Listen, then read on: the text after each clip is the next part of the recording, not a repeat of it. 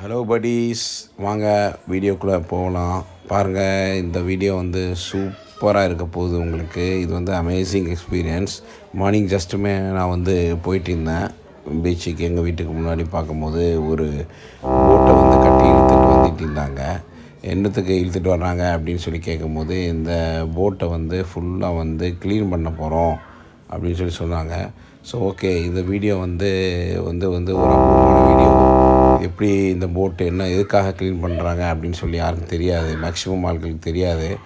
Actually என்னென்னா வந்து போட்டு வந்து அப்படியே போயிட்டு இருக்கும்போது டெய்லி வருஷம் ஃபுல்லாக தண்ணிக்குள்ளே கிடக்கிறதுனால கீழே வந்து பாசி பிடிச்சிரும்.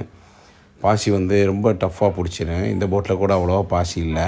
சில போட்டை பார்த்தீங்கன்னா ஃபுல்லாக வந்து சுப்பி பாசி எல்லாமே அதில் ஃபிக்ஸ் ஆகி அப்படியே வந்து ஒரு கார்டன் மாதிரியே போயிடும்.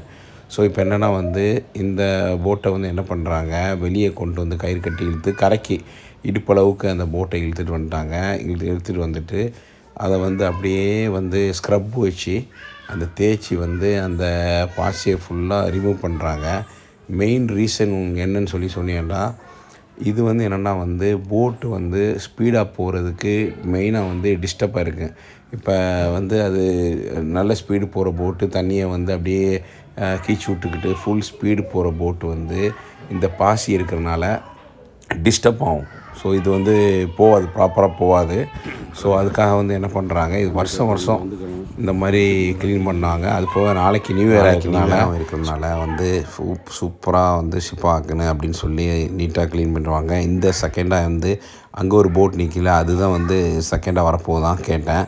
இந்த போட் போன உடனே அந்த போட்டு வரும். 1 by 1 எல்லா போட்டையும் கொண்டு வந்து நீட்டாக பண்ணுவாங்க. இந்த கடலை பாருங்கள், எங்கள் வீட்டுக்கு முன்னாடி அப்படியே ஒரு 100 மீட்டரில் தான் இருக்குது இந்த கடல். பாருங்கள், இதை இந்த மாதிரி ஒரு அழகான கடல் வந்து எங்கேயும் பார்க்க முடியாது. நான் கீழே மீனவனாக இருந்து நான் என் வீட்டுக்கு முன்னாடி இந்த கடல் இருக்குது அப்படிங்கும்போது ரொம்ப சந்தோஷமாக இருக்குது.